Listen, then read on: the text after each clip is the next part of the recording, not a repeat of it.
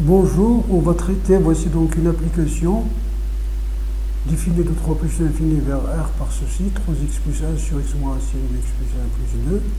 On nous demande de montrer que l'application est injective, chercher l'image directe de l'intervalle 3 plus l'infini et montrer que l'application f est bijective de cet ensemble-là vers un ensemble G à déterminer.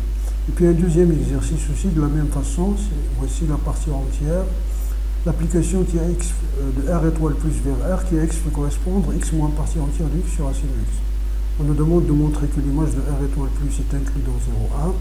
Montrer que l'application f est bijective sur R étoile plus vers l'intervalle G à déterminer. Donc voilà. Donc voici le premier exercice. Donc on va montrer l'injection. Donc on va prendre deux éléments, soit xy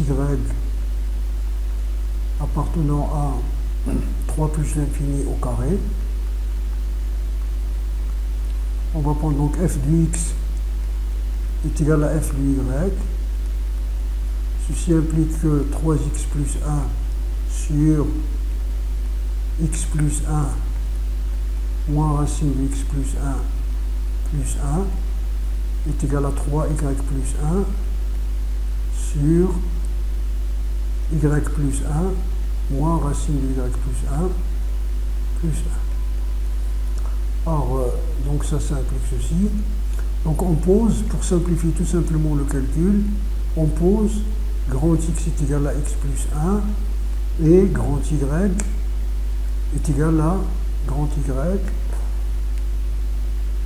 va le prendre comme ça, qu'il soit un peu clair. Grand y est égal à y plus 1. Bien sûr, grand x et grand y vont appartenir à l'intervalle 4 plus l'infini. On a incrémenté, on a décalé de 1. Et bien sûr, voilà, donc ce sont des nombres. Alors vous avez ici, donc f du x égale à y. Donc ceci implique f du x égale à f de y. Ceci implique, ça c'est pour le calcul, on simplifie par 3. Donc vous allez voir x sur racine de x moins racine de x plus 1 est égal à y sur y moins racine de y plus 1. On multiplie les moyennes et les extrêmes, donc xy moins x racine de y plus x est égal à xy moins y racine de x plus y. On simplifie cette partie-là. Il nous reste donc x moins y moins x racine de y plus y racine de x égale à 0.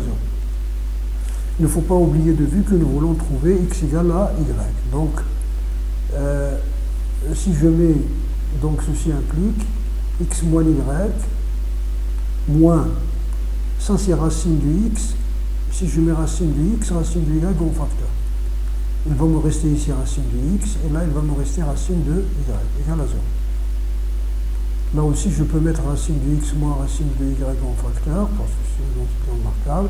Ça va nous donner ici racine de x plus racine de y moins racine de x racine de y égale à 0. Donc ça implique que ça égale à 0, donc racine de x est égal à racine de y, ou racine de x plus racine de y, racine de x plus racine de y, moins racine de x racine de y égale à 0. Si je partage ce racine de y en deux, c'est-à-dire on l'écrit sous forme de deux moitiés, donc je vais avoir donc ici ou, voilà si vous voulez, voici racine de x moins 1 demi racine de x racine de y. Voici une moitié, plus racine de y moins 1 demi racine de x racine de y, la deuxième moitié. Donc ça implique ici x égale à y, parce que ce sont des nombres positifs, ou si je mets 1 demi racine de x en facteur, ça va me donner ici 2, moins racine de y, plus 1 demi racine de y, facteur de 2, moins racine de x. Et ça égale bien sûr à 0. Très bien. Ceci égale à 0. Donc ceci implique quoi? Ça implique donc x égale à y, ou ici c'est un nombre parce que x et y sont supérieurs à 4, donc racine du y est supérieure à 2. Vous avez racine de y est supérieure à 2. Donc ceci est un nombre négatif, et ceci est un nombre négatif. Donc la somme de deux nombres négatifs est nulle si et seulement si tous les deux sont nuls. Racine de y est égale à 0, et est égal aussi à racine de y facteur de 2 moins racine de x. D'accord? Pourquoi? Parce que vous avez x supérieur à 4 égale à 4, y supérieur égale à 4. D'accord? Donc, ces nombres sont positifs. Qu'est-ce que ça veut dire? Ça veut dire x égale à y, ou ça égale à 0, ça veut dire racine de x égale à 0, si vous faites la différence ici, si vous faites logiquement, parce que racine de x est différent de 0. Vous pouvez le simplifier parce que x est supérieur à 4, donc vous simplifiez ça, d'accord? Vous simplifiez parce que y est aussi supérieur à 4. Il vous reste quoi? Il vous reste racine de y, racine de y, racine de y égale à 2, ça veut dire y égale à 4 égale à x. Donc finalement, tout ça, ça veut dire que x égale à y. Et x c'est quoi? X c'est x plus 1 est égal à y plus 1. Donc ceci implique que x égale à y. Donc f est injective. Très bien. F est injective. Quel que soit xy appartenant à 3 plus l'infini au carré, si x est inférieur à y, ceci implique 0 est inférieur à racine de x plus 1 est inférieur à racine de y plus 1 parce que ce sont des nombres positifs. Donc en inversant, on aura toujours 0 inférieur à 1 sur racine de x plus 1 supérieur à 1 sur racine de y plus 1. Si on retranche moins 1 demi aux deux membres, vous allez avoir ici 1 sur racine de x plus 1 moins 1 demi est supérieur à 1 sur racine de y plus 1 moins 1 demi. Très bien. Vous avez ici que x plus 1 est supérieur à 4. Est supérieur à 4. Donc racine de x plus 1 est supérieur à racine de 4 qui est égale à 2. Donc 1 sur racine de x plus 1 est inférieur à 1 demi. C'est-à-dire moins 1 demi est inférieur à 0. Donc ce nombre est inférieur à 0. Donc vous avez ici x0, donc 1 sur racine est inférieur à 0. Donc celui-là donc sont des nombres négatifs. S'ils sont des nombres négatifs, ça veut dire que donc vous allez avoir ici 0 est supérieur. Donc vous élevez au carré, donc vous allez avoir la fonction carré inverse, donc l'ordre dans R-, 1 sur racine de x est inférieur à 1 sur racine de y plus 1 moins 1 demi au carré. Et si vous ajoutez 3 quarts de part et d'autre, vous allez avoir donc que 1 sur f, 3f de x est inférieur à 1 sur 3f de y. Donc en inversant, vous allez en simplifiant par un tiers, et en inversant, ça veut dire que f de x est supérieur à f de y. Pourquoi? Parce que f de x, f et y sont des nombres strictement positifs, etc. Donc f est strictement décroissante,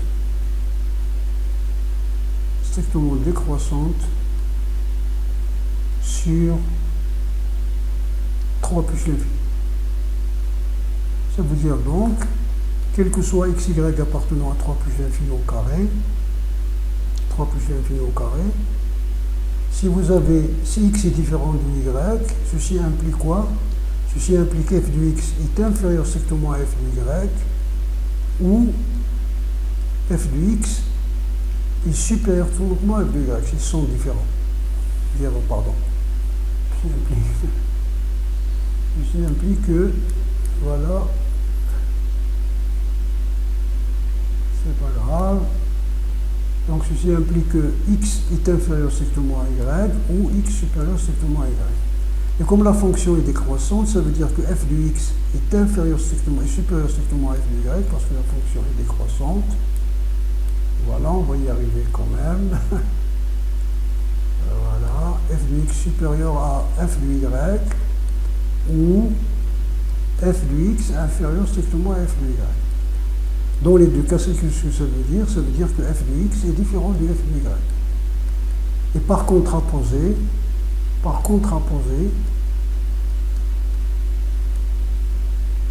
quel que soit x appartenant à y, f de x égale à y, on a f injectif. Contraposé, ça veut dire f de x égale à f de y, ici, f de x égale à f de y implique x égale à y. Quel que soit. Dans la contraposée, bien sûr, il ne faut pas faire la négation du quantificateur. Très bien, donc voici, on va le refaire ce quantificateur comme ça, bien. Donc voici l'injection, on l'a déduit en utilisant la monotonie. Alors la deuxième question, montrons que f de 3 plus l'infini est inclus dans 3 quarts. 3, 4, bien sûr. Alors vous avez d'abord, quel que soit x appartenant à 3 plus l'infini, x moins racine de x plus 1 plus 2 est égal à x plus 1 plus 1 moins racine de x plus 1. Ça, c'est un nombre négatif. D'accord? Donc, ça est inférieur à x plus 1. D'accord? Est inférieur à x plus 1. Pourquoi? Parce que ce nombre est négatif. Bien sûr, si vous faites la partielle conjuguée, vous allez avoir moins 1 sur un nombre positif. X plus 1 est supérieur à 2. Très bien.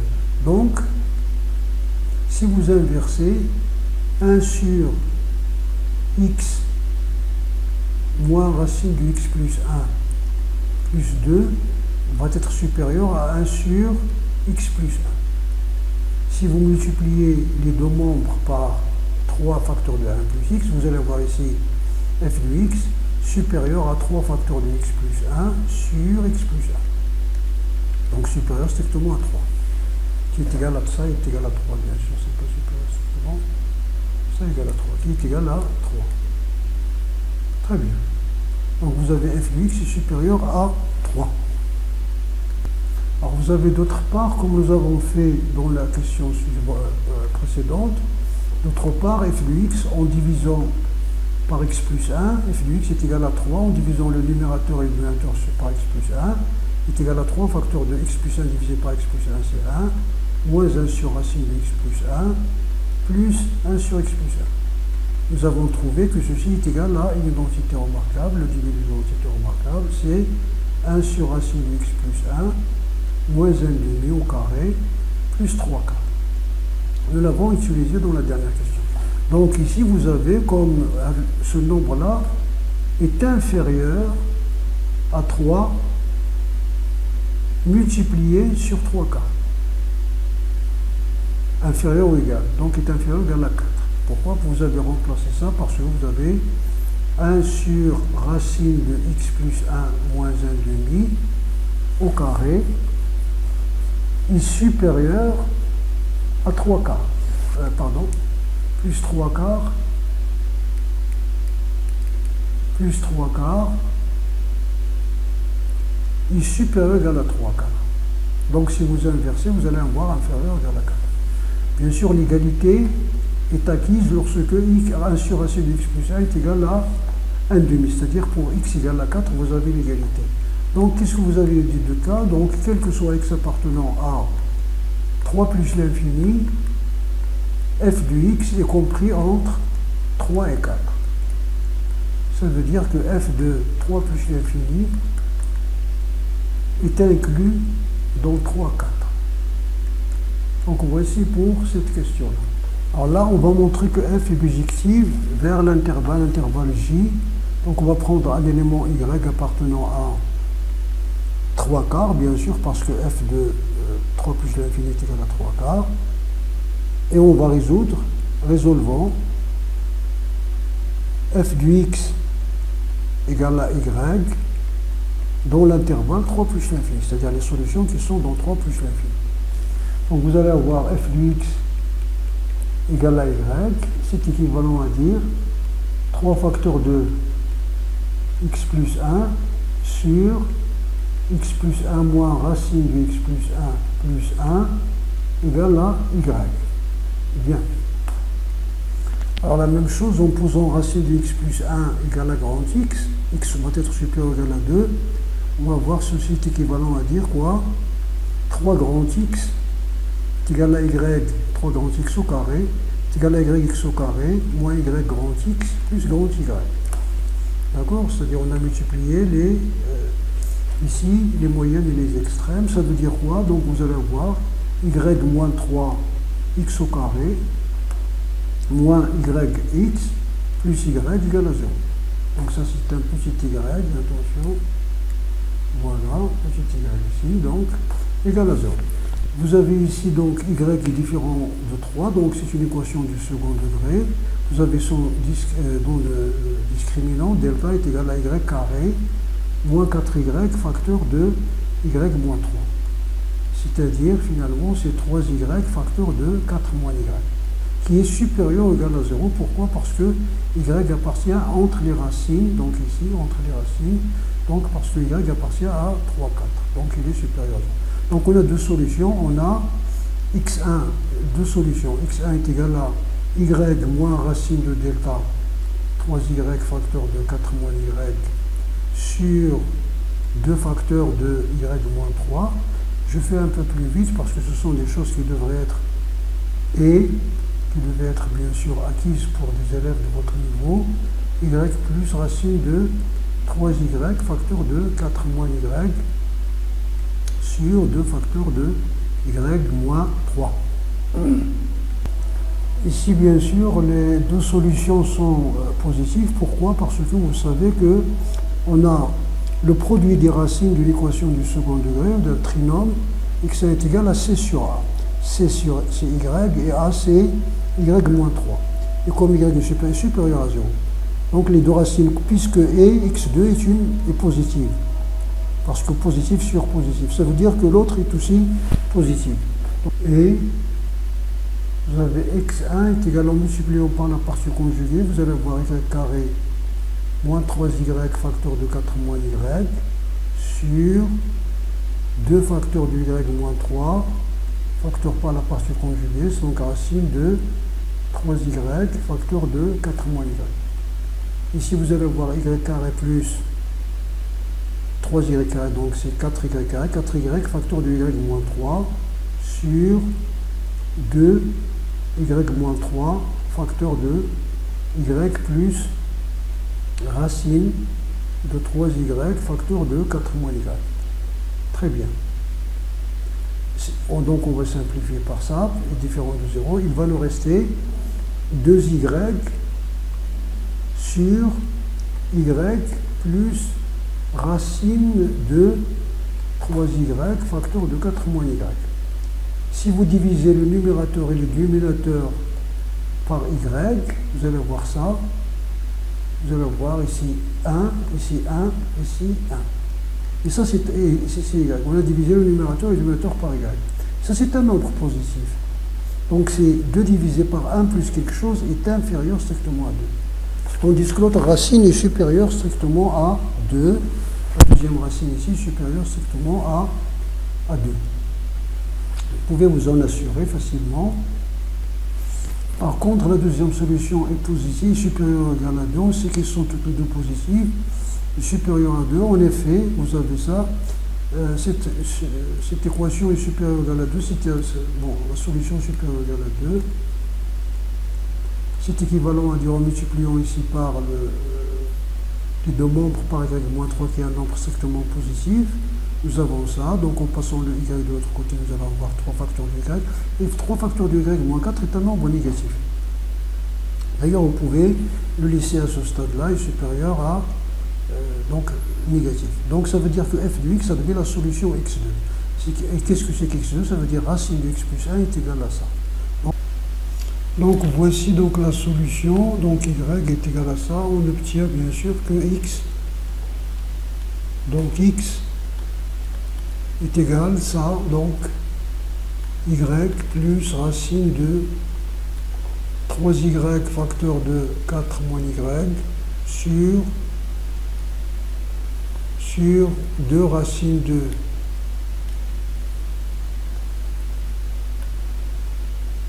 2 facteurs de y moins 3, le tout au carré moins 1. Et bien sûr, ce nombre-là appartient à, donc nous avons dit que racine de x est supérieur à 2, ça veut dire que n est supérieur à 3.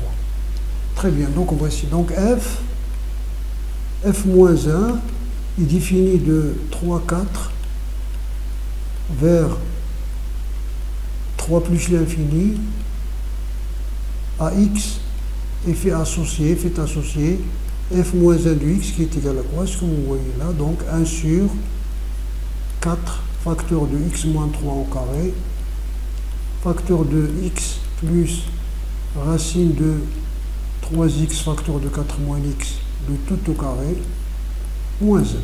Vous multipliez par la partie conjuguée, vous obtenez une forme un peu plus simplifiée qui est celle-là.